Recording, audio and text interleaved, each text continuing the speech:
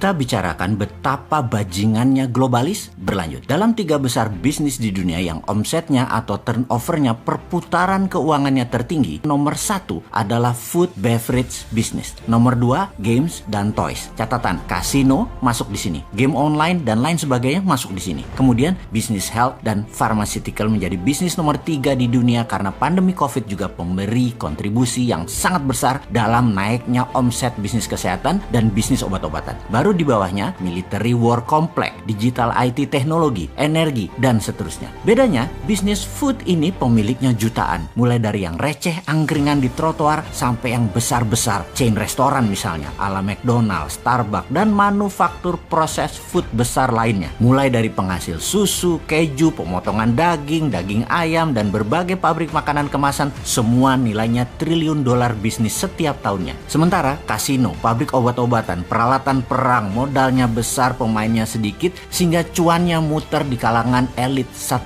manusia. Kemudian dunia farmasi yang sangat bergantung kepada orang sakit menjadi nilai bisnis yang sangat besar nomor 3 di dunia saat ini. Sengaja kita gunakan huruf besar atau huruf kapital di dalam kalimat bergantung kepada orang sakit. Karena kebanyakan orang yang sakit adalah diciptakan. Benar, penyakit di tubuh manusia adalah ciptaan manusia sendiri yang memang bercita-cita ingin membuat orang tidak sehat. Sungguh, perang kesehatan awalnya dimainkan di tahun 1940-an akhir setelah Perang Dunia Kedua, dan para pemain bisnis makanan proses atau processing food lah yang memulainya. Perang ini adalah bagaimana membuat orang bergantung dalam tanda petik kepada produsen makanan, yaitu pada mereka. Walau berefek negatif buat kesehatan, mereka nggak peduli. Diawalinya semua itu di mana? Di Amerika. Protein dari binatang seperti telur, susu sapi dianggap baik buat manusia. Juga daging atau red meat dianggap membuat protein binatang itu sangat cocok dan baik buat manusia menjadi kuat. Itu disebut propaganda. Studi terbaru ternyata ini semua mitos. Telur dan susu binatang tidak terlalu baik buat manusia dalam jangka panjang dalam jumlah besar. Lalu propaganda seperti